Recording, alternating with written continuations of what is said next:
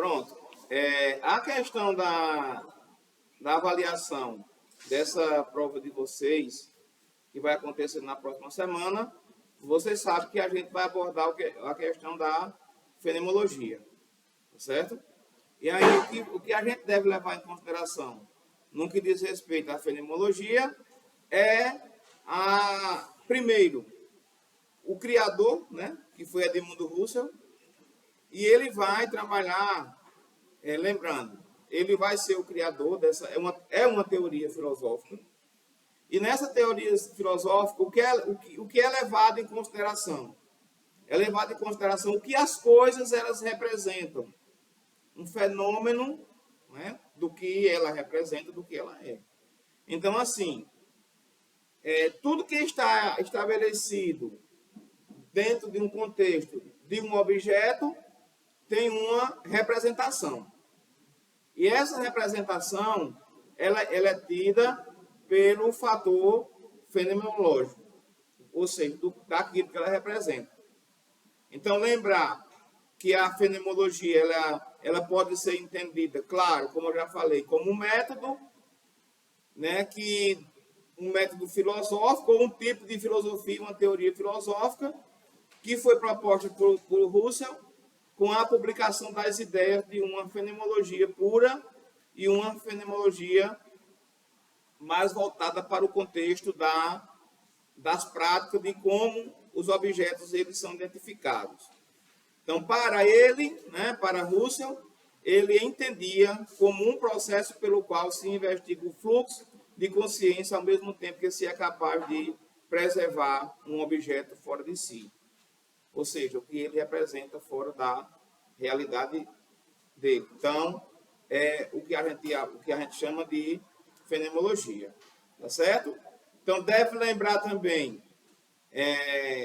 que Husserl ele busca descrever e compreender a experiência humana em sua pureza, ou seja, focado na questão da consciência e de uma estrutura intencional que se dirige ao objeto ou a um evento no mundo, ou seja, qual a intenção que eu tenho com alguma coisa ou com um objeto de acordo com as minhas crenças. Então, essa caneta, por exemplo, aqui, ela é usada, ela foi fabricada no sentido de alguém comprasse, né, para escrever. Mas ela pode ter um outro significado para mim. Então, isso é relativo. É justamente isso que ele vai querer buscar, que ele vai querer transcender, ou apresentar dentro da sua teoria. Tá certo? Outra questão com relação à fenomenologia é com relação à temporariedade. Né? A temporariedade ela vem se apresentando como um design, né? Um design o ser aí em seu tempo, porque com a possibilidade, como um projeto, que eu introduzo na divisão dessa temporariedade. Então, o design, nessa questão do ser, é justamente o que ele representa. Certo? O que é que o objeto representa, o que é que um ser representa. Então, o design, ele vem com uma apresentação disso, buscando apresentar a questão da essência dentro da questão da temporariedade, lembrando que temporariedade está relacionada, né, está apresentado, evidentemente, com a questão de tempo, né, temporariedade, lembrar de tempo, né, tempo passado, tempo futuro, tá certo? Então, esse espaço de tempo de passado e futuro vai se relacionar com os momentos que sucedem, certo? Então, passivamente uns com os outros, na existência e no ato de se projetar o futuro, certo? Então, como é que se projeta o futuro? Então, os seres humanos, nós seres humanos como seres racionais, nós devemos levar em consideração alguns fatores interessantes. Por exemplo, nós temos uma previsão do futuro. Sim ou não? Eu não tenho uma certeza, mas eu tenho uma previsão. Amanhã será que dia? Sexta-feira. Certo? É uma possibilidade, é uma previsão. A gente não está marcado um tempo, não é isso? Amanhã vai ser o quê? Vai ser o dia 7 de novembro. É uma previsão. Certo? Tem algumas previsões que são demonstradas dentro do design que ela é real, ela vai acontecer. Mas eu vou dizer amanhã é sexta-feira e amanhã vai chover. Não, aí eu saio fora da conotação de design de temporariedade. Por quê? Porque eu não tenho como provar que amanhã vai chover. Possa ser que sim, possa ser que não. Vocês estão entendendo? Temporariedade, tempo. Lembrando de projeção de passado e de futuro, inclusive no livro de vocês fala bem direitinho com relação a isso. Então, o contexto da temporariedade, ela também facilita, né? Tem um contexto de facilitar o entendimento humano e a buscar um sentido sobre como as coisas elas podem acontecer. Eu posso fazer um contexto que a gente chama de contexto de projeção. Se projetar, né? Sabe que fez uma compra no cartão de crédito e essa conta ela vai ser paga. Então, assim, se fez a compra hoje, um dia essa conta vai chegar. Então, essa ideia, né, de que na filosofia a gente vai trabalhar, vai falar de facticidade, né? Facticidade, ela traz uma questão do ser humano, ele se projetar, né, ou ter um sentido de anunciar aquilo que se acha oculto, ou seja, de ter uma certeza de uma projeção futura. Tá certo? Então, a temporariedade, ela não traz uma questão de alegria ou de felicidade. Por que não traz? Nem a ideia de baixo, alto, magro, gordo. Não. Por quê? Porque isso aí é sentido de dualidade. Sentido de dualidade. Rico, pobre. Baixo, alto. Magro, gordo. Sentido de temporariedade é questão de tempo. Certo? Ontem, amanhã. Então, lembrar disso. Vai ter sobre temporariedade? Vai. Então, lembrar desse espaço de tempo. Dentro do conteúdo de vocês, nós iremos abordar algumas teorias que são fragmentadas, são tiradas da fenomenologia, que vai ser a facticidade. Então, anotem no caderno de vocês aí, a facticidade, né? A transcendência, o design e também a noção de intencionalidade. Tá certo?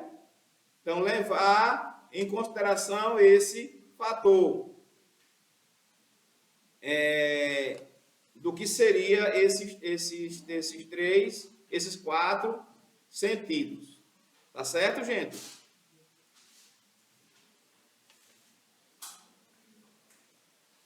Quando eu estou dizendo quando eu estou falando com relação à questão da facticidade, eu vou ter que a facticidade ela é uma das determinações humanas. Nós nos encontramos no mundo possuindo um corpo com determinadas características psicológicas, pertencemos a uma família e a um grupo social. Estamos situados em um tempo, espaço que não escolhemos. Então, isso quer dizer o quê? Então, nesse contexto de facticidade, seria uma característica mais humana, né? Uma característica humana, um contexto social daquilo que a gente pertence, um ato de pertencimento. Quando eu vou para a transcendência,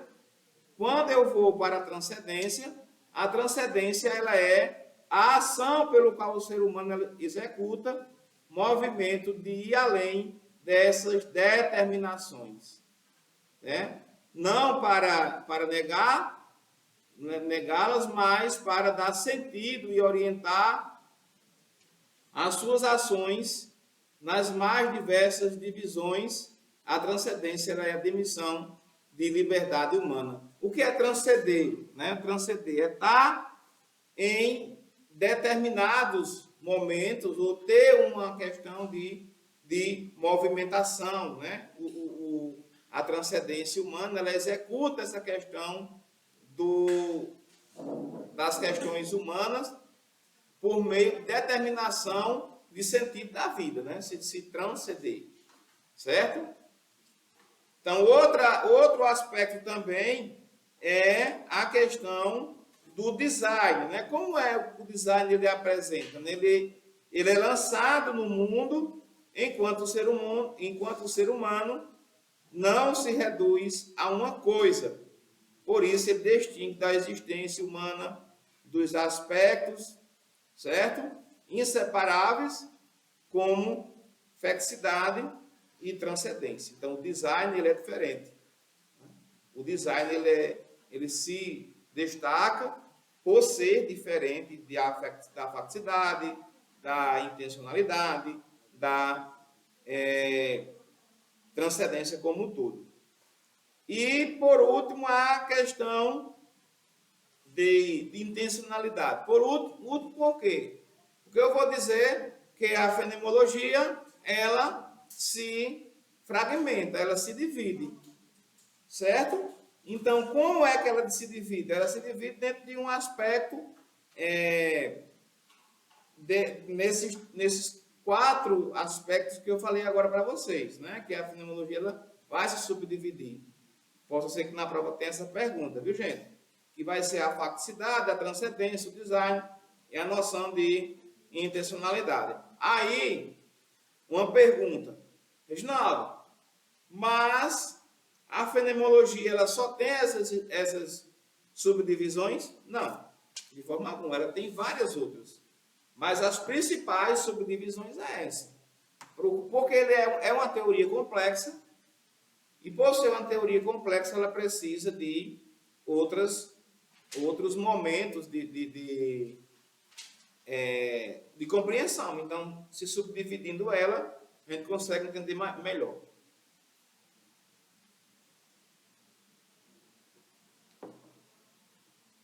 Vamos lá.